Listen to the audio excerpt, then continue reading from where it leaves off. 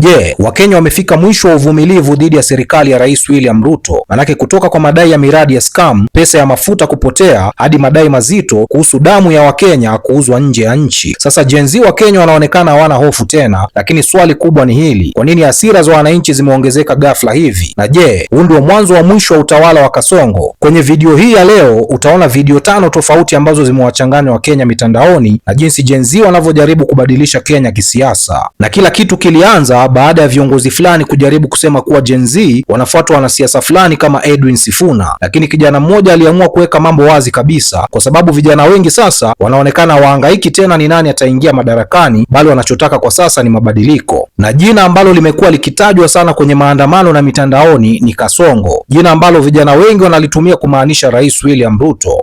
Sasa hizi makelele zote mnatupigia za nini ati Sifuna was misleading us?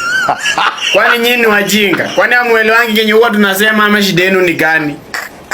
Sisi kama mayouth tulisema we are voting against Anaconda. Aro. Hata mtuletee Wajakoya well on good tutampatia.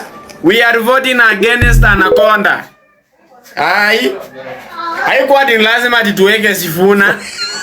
Kwani nyinyi mko wajinga aje?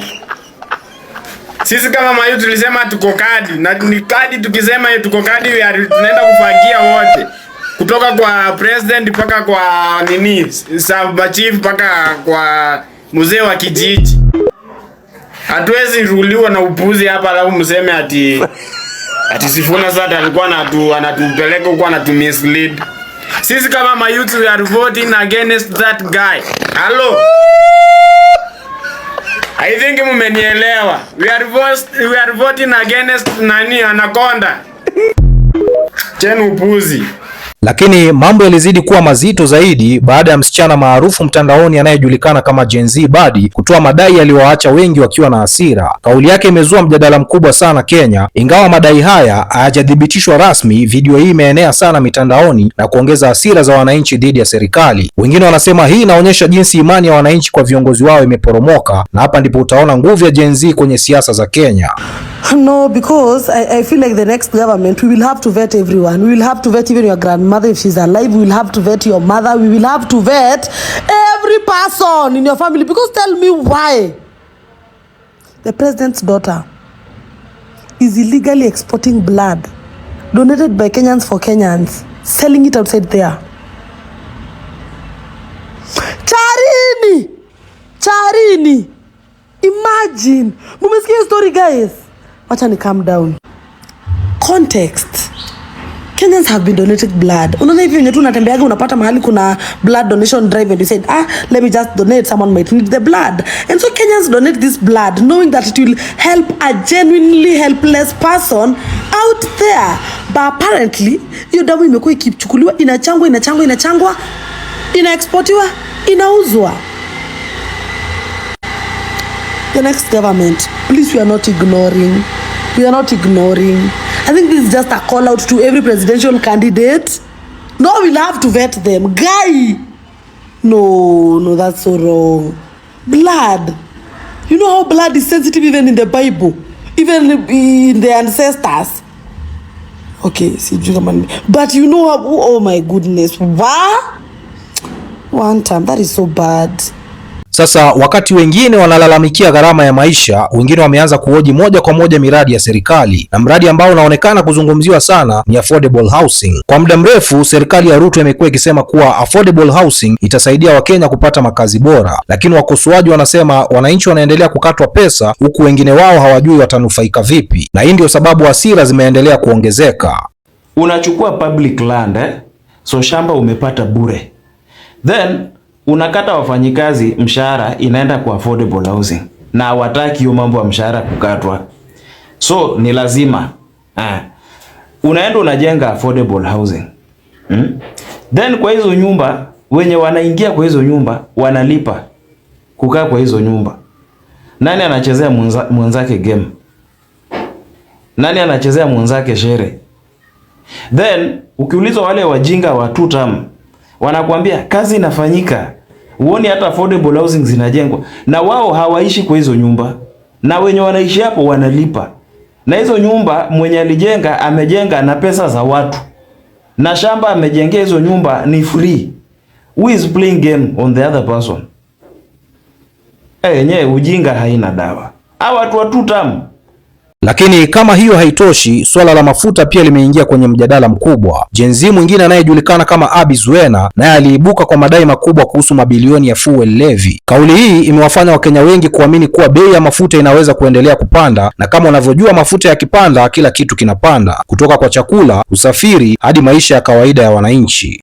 Fuel is not about to go down anytime soon because your government unlawfully withdrew 7.3 billion Kenya shillings from the fuel levy fund. Kulipa Wafaransa kucompensate kwa sababu wali cancel tenda yao ya kufanya ile the Rironi Mausamit Road. No wonder hata hiyo barabara haimuvingi. Unakanga tu hapo tu ndio unashinda kwani ni ma contractor, ni ma tractors zinakuwa tu hapo kuwa keep busy kuwapatia hope. Wajua walipatia wa Chinese waka cancel the French. Lazima wangewa compensate. Pesa itatoka wapi? Pesa ilitolewa kwa ile pesa ambayo inastahili kuwa inatengeneza barabara zenyu, kuwa ina ensure fuel price at least ina balance hizo ma fuel prices. That is not important. Your roads are not important. We will pay the French 7.3 billion Kenya shillings unlawfully. Juu tulicancel tenda yao juu hawako ready kutupatia ma kickbacks tukapelekea ma Chinese wenye wanachezanga kiwao. Hey! The government of the day is a joke, you people. It's a joke. Na ni one time. Half time hata by the way ukitukasirisha sana.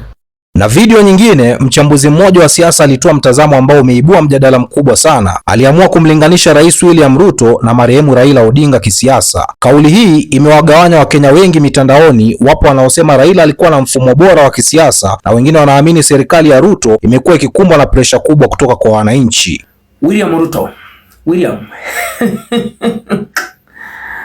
I told you Baba Raila Odinga alikuwa amekupanga. Hauko unaona this. Nikakwambia Odinga baba aendelee kukaa mahali pema peponi. Alikuwa amekuona mbali.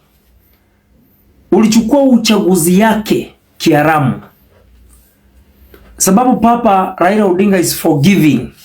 Mimi nitamuongelea sababu mazuri ya baba ilikuwa mingi. So imebidi mimi nipaki hapa nikukumbushe. Baba alikwambia hii uchaguzi ulipata, umemeza, imekataa kufika kwa tumbo. Imekuamia hapa. Na hakuna siku itaingia kwa tumbo. That's why governance yako imekuwa rejected across the country.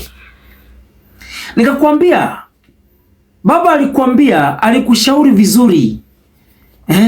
Najua kulikuwa mambo ya shares, Gachagua anaongea mambo ya shares, ukatafuta mbinu, ukaondokea Gachagua mwenye mliunda serikali na yeye, ukamtema, ukamweka kando. Baba akakupatia watu wake in the name of experts. Maybe you didn't see if Baba was to die, ama was going to die, or you didn't see the situation we have now as a country. So akakupatia experts, politicians, politician as experts. Ruto nataka nikuulize swali. Is Joho an expert for real? Ni expert wa nini? Joho expert wa nini? Oparanya ni expert wa nini? Na ukabai so sentiments za baba eti nimekupatia experts. Hatukuwa na Wakenya wengine ambao si politicians, wangekuwa ambao ni experts wenye wangekusaidia kwa serikali. Because you were desperate, ukapata hiyo idea ya baba Raila. Raila alikupanga vizuri, alikuachia hiyo kiti ya kiharamu, lakini akapenetrate, akaingia kwa serikali yako. Paka sasa hivi au ma expert wamesaidia nini Kenya? Nakuuliza, wamesaidia nini Kenya? Hakuna. Ni politicians ulipewa. In fact, ma cabinet secretaries wako wote, Liki Nyanjui, Mutai Kawe na Kabogo. Niongeze Joho, niongeze Oparanya, Wandai, niongeze Mbadi. Hao ni wanasiasa. Hakuna mtu expert hapo. Because you are desperate. Gen Z walikuwa wamekupeleka kwa mtaro. ndio ukaletewa hao na ukakubali tu. Saa hii no delivery of services, no development, no agenda, ni politics 24/7. Sasa watu wanauliza hawa experts walikuwa wanasaidia nini taifa? Hakuna. Tunaelekea uchaguzi, hata siasa yenyewe hawawezi kusaidia. Wewe ndio unahangaika hapa kuzunguka Kenya mzima. Next time a bitter lesson. Kuipa uchaguzi ambao si yako, hata governance itakushinda.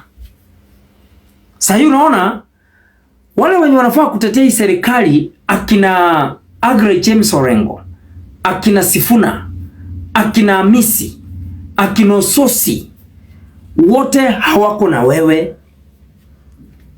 So hizo viti zilipeana kwa hiyo government yako, ama ulipeana hapo, ama ulipewa uka embrace it, ni experts na wenzao kwa hiyo chama wamekataa hiyo serikali yako. Don't you see it was a waste? Na wewe ukaenda juu chini ukafukuza wale watu waliunda hiyo serikali yako, kina Gachagua, kina Nyoro Ndindi, kina Mithika Linturi, kina Justin Muturi, kina Machogu, ukawafukuza wote. Ukaenda kukomboa watu kutoka nje. Ndio sababu shida zimekumba hii serikali yako. Na hakuna siku utasaidia. Nimekuambia, subiri for the next episode is coming. Lakini sasa swali kubwa ni hili. Je, Gen Z wa Kenya wana uwezo wa ukweli wa kubadilisha siasa za nchi, au hizi ni hasira za muda ambazo zitapita tu? Na wewe unaonaje kuhusu madai yote yaliyotolewa kwenye video hii? Niachie maoni yako kwenye comment section, lakini tafadhali tujadiliane kwa heshima. Usisahau kutufollow au kusubscribe hapa Mizuka Media kwa habari kubwa zinazotikisa Kenya, Tanzania na Afrika Mashariki kwa ujumla. Bwana, mimi naitwa Rich Mizuka, sauti ya vijana wa Afrika Mashariki. Namba 1 ni mimi, namba 2 ni mimi, namba 3 ni mimi, 4 na 5 na waachia nyinyi hapo. Bwana, tukutane kwenye video ijayo.